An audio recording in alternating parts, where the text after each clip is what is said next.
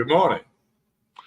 Good morning, everybody. Welcome to Sports Shorts Daily. Ronnie Rance alongside Tommy Chrysan. TK joining us over at Court Street Cafe in downtown Port Allen.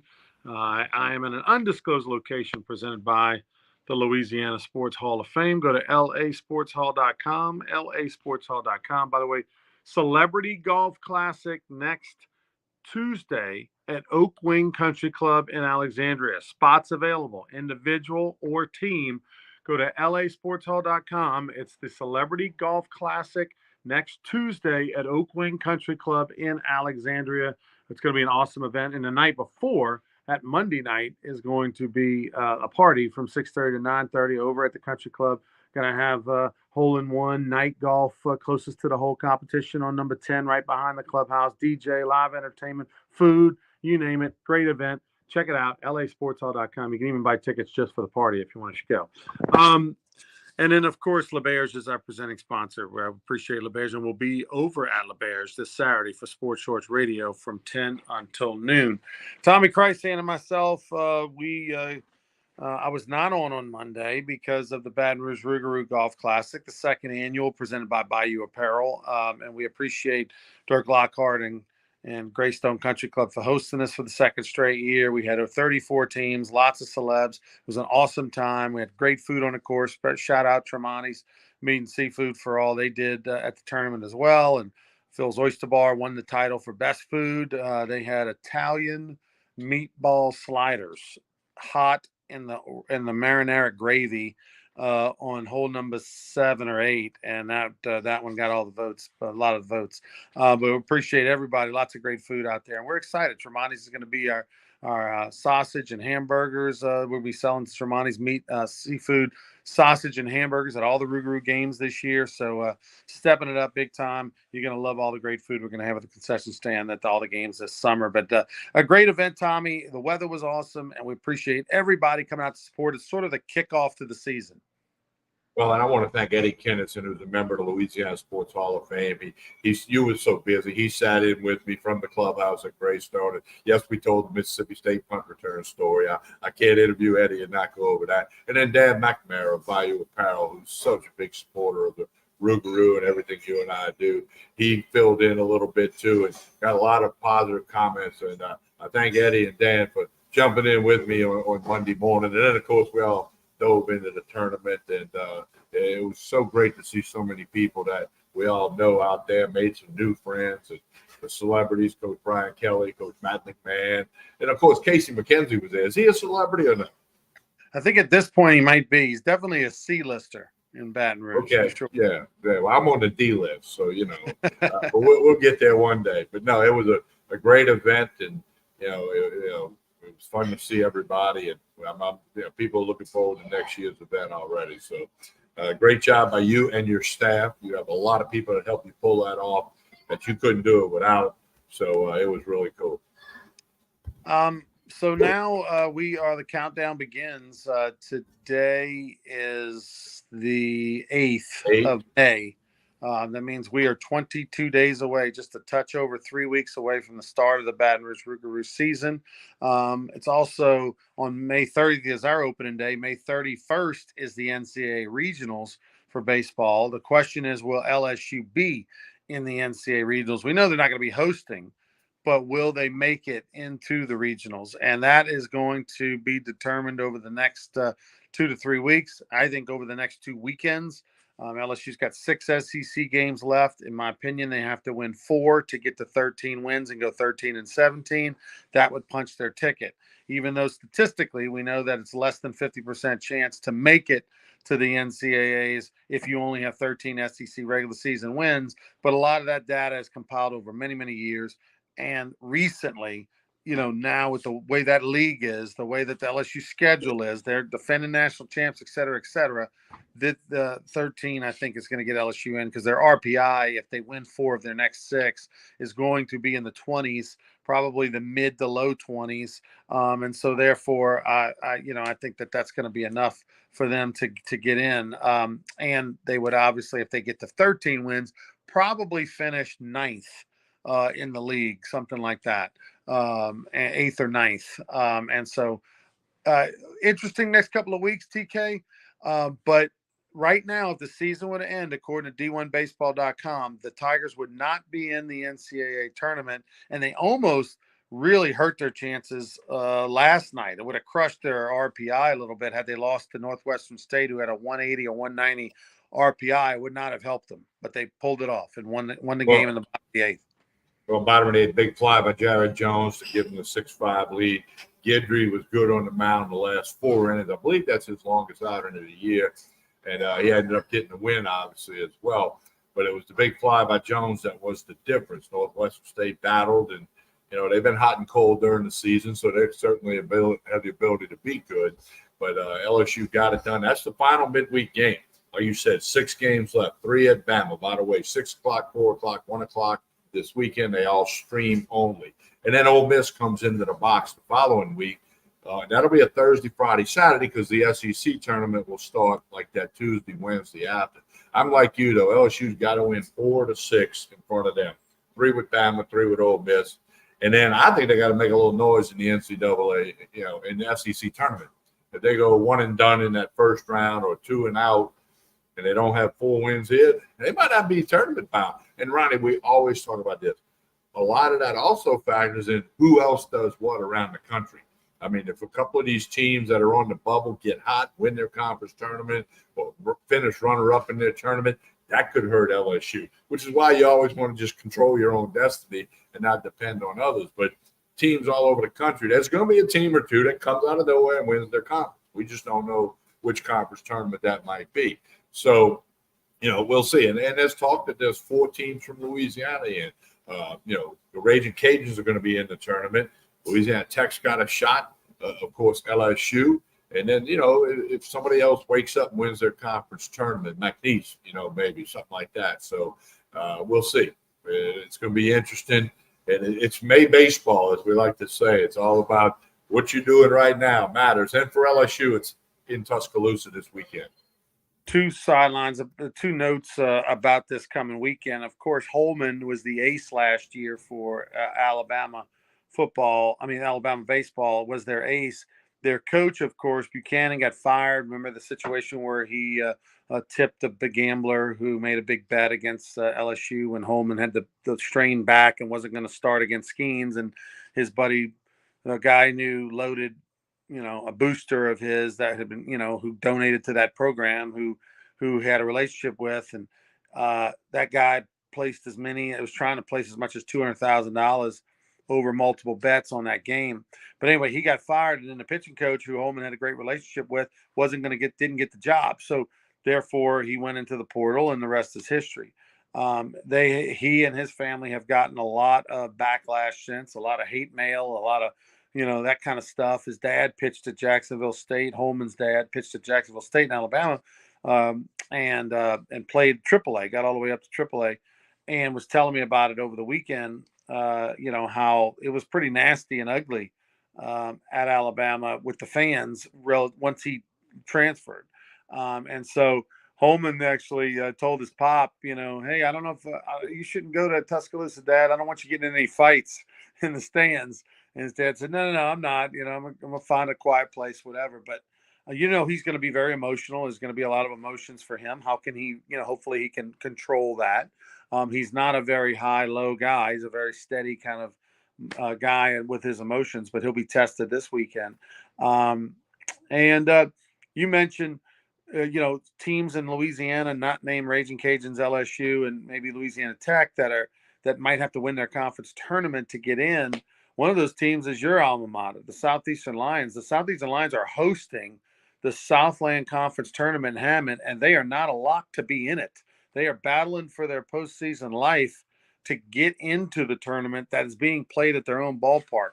I can't imagine how horrible that would be if Southeastern is hosting a tournament that they're not playing in. That would be super disappointing.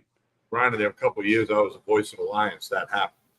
Okay, they didn't get in, and then they had to host it. And I would tell you, I do remember, I announced all the games because it was, the tournament, and there was a guy who went, you ready for this? There was a guy that went 15 for 18 at the plate in that tournament in Hammond. Remember Hunter Pence? Yeah. big leaguer for a long time with the Giants and another team or two. We played at Texas Arlington. And, I mean, I remember, I think it's like first 9 at-bats he got a hit. We're like, how the hell are we going to get this guy out? Somebody walk him. Quit throwing the ball near the plate. He can hit. But that's what I remember about that year. But it was tough because there were no crowds. The Lions weren't playing, so there was no crowds. It was tough. So, Bobby Barbier, his first year at Southeastern, he came from Northwestern State, who the Tigers played last night. And, they like Northwestern State, been a little hot and cold during the course of the year. I think Lamar, Will Davis' team's the best team in that conference. Yeah, they're in first place right now. To give you a little idea of what the Lions are facing, back in 2000, Tony Robichaux was the head coach of the Raging Cajuns. They went to the College World Series, the only time that program went to Omaha. And the very next year in 2001, they hosted the Sun Belt Conference tournament, and they did not qualify for the postseason tournament. You go from the White House to the outhouse. I mean, from Omaha to hosting a tournament that you're not even in the top 8. That was pretty upsetting for him. And I remember I was the GM of the Lafayette Roughnecks Arena team back then, and I walked across the street like on a Wednesday afternoon when the tournament started or something, and sat with Tony for about an inning or fans watching, teams not engaged play, and there was probably 30 people in the stand, all parents and other players, and Tony was beside himself, and he had his players working in the concessions and working as ushers, taking tickets and all. He had the players working the tournament to sort of send a message and make them feel the pain and disappointment of not being there. Tony Robichaux, we both knew very well, and I actually played against him in college. We never pitched the same day when he was at McNeese. I was at Southeastern. There's a great article that came out yesterday from Will Weathers. 2 of Tony's former players who were teammates, Justin Morgan and Philip Hawk, are both in Sulphur with the LHSAA sports, state baseball tournament, which you can catch on the LHSAA network. Find them, find their app, find them. So it was a cool story, and I know Philip, I know Justin. It was a great story by Will Weathers and how much Tony Robichaux meant to them 2 guys, not just in the world of baseball, but as people. Yeah, just like Skip Bertman and all legendary coaches, Tony touched a lot of lives and helped raise a lot of men. And he's a super strong in his faith. That's well documented. His faith was tested in 2001 when his team didn't make the postseason.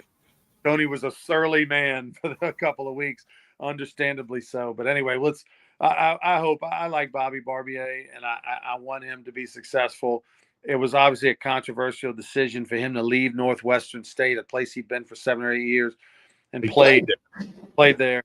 And did good things there, and then he left the program to go to another program conference, albeit more money and more support, and everybody else in the league would have done the same thing. It's not, but it's a little bad taste in the mouth for a couple people that don't quite understand and get it and think, no, you're not supposed to want to make more money or go somewhere where they have double the fans or whatever, But for him to go there after they fired Reiser, who's now over in Memphis as the head coach in Memphis. They fired Matt Reiser, who did a nice job over there with that program, a popular guy. And they fire him. So that's a little controversial just because they fired him and then he immediately gets a job as a head coach in Memphis, which, oftentimes in college baseball, you get fired as a head coach. You don't necessarily get one as a head coach for the next job. But anyway, that said, he gets fired, gets another job, and all of a sudden they bring in Barbier. All right, give him more money than Reiser was making. And then now if he doesn't make the postseason, that would be a rough first year. So we'll got 2 more weeks to find out. Yeah, we'll see. That Reiser thing was very controversial because the AD wanted Reiser to play daddy ball and put his kid in the lineup when the kid couldn't play. So, everybody knows that story that's, follows Southeastern baseball. And Reiser's, like everybody else, they've been hot and cold at Memphis. I followed them because Matt's a friend of mine. And, they've had some good weekends. So, and he'll build that program up. He's got more, he's been 3 times the pay. He's got more resources. So, college baseball, it's May, and that's a great time for college baseball. All right, so the Tigers this weekend, 6 o'clock against Alabama on Friday night, 4 on Saturday, and 1 on Sunday to see if they how they fare, and then that'll tell them what they have to do against Ole Miss at home next week, Thursday, Friday, Saturday against Mike Bianco's squad. Win 2, you only have to win 2 against Ole Miss. You win, 1, then you're gonna have to sweep the Rebels. I don't care who you play; that's difficult. Obviously, they couldn't sweep Auburn, they couldn't sweep Missouri, and those are the 2 worst teams in the league. So I don't know why you would think you would automatically sweep Ole Miss. If you don't win any this weekend, Tommy, I don't see a path. And then at that point, you got to move over and you got to go win the tournament. Yeah, you got to do that, or at least get to the championship game, and then still have to cross your fingers. And as we talked about, then you got to worry about what happens around the country. There's Right. them 2 or 3 teams from whatever conference, get that automatic pick because they win their tournament when they might have been, the 7th seed going in, and then whoever might have been there first is solid enough to get in. So they take up a spot that goes to the bubble teams, and we all know that story, and it's very, very true. Well, it's like I'm looking up real quick the Sun Belt Conference baseball standings, just to give you a taste like of what we're talking about. So, for example, in the Sun Belt Conference, the Raging Cajuns and Troy are both 18-6. Raging Cajuns are 35-15. Troy is 34-16. Chances are both those teams, right, are going to make it into the postseason. They're both going to get at-large bids, finishing first and second in their league. They still have games left to be played. They're probably going to end up closer to 40 regular season wins and finishing top 2 in their league. So both those teams are probably in regardless. What you want is one of those 2 teams to win the conference tournament. You don't want a 6th seed or 7th seed or somebody who has no chance of making the postseason to get hot, win the tournament, because Troy and UL are probably going to still get in. And that's going to take up a spot. So if there's an LSU fan, you want all the favorites, all the people that are going to get an at-large bid to win their conference tournament so they don't take away a spot that could possibly go to LSU. And the dark horse in the Sun Belt will be Coastal Carolina, who, we all know that story, and that's a great program. I toured their facility a couple summers ago. Unbelievable ballpark and facility, and they're a good baseball team. Yeah, and we all know, of course, they came to Baton Rouge, beat LSU, and went on to win the national championship about 8 years ago. It would have been the summer of 16. Yeah. TK, tell us about what's going on in the NFL. I know next Wednesday, right? A week from today, big day in the NFL. Yeah, it's going to be their schedule release. They made a TV show out of it. We already know every team's home and away opponents. You just don't know the order. When's the open date going to be? So that'll all come out. The exact Saints schedule will be revealed next Wednesday night. And according to the pundits who are, all over this, Saints are going to have one of the easier schedules in the league this year. In part because the NFC South is bad, and that's 6 games they got to play there. A third of their schedule basically is in the NFC South. And then as the league does, you match up against the other teams that finish in their division in 2nd, 3rd, 4th place respectively. And so it should be easier for the bad teams. They want them to win games. So Saints fans will be all over the screen next Wednesday when that schedule gets released. All right, TK, well, tell us about Court Street Cafe before we get out of here. Well, Court Street Cafe, breakfast, lunch, dinner. They get a full-service bar right behind me. Jason and the staff do a super job. Lunch specials, dinner specials, drink specials, the Sunday brunch, the Saturday night steak night. That's all a big, big thing. They have live music just about every Sunday with the brunch. So you need to check them out. It's very easy to get to. 2 minutes over the bridge. You take a right, second red light in Port Allen. You're in the parking lot. Big old patio if the weather's nice. But connect on Facebook and Instagram with them. They promote their stuff a lot.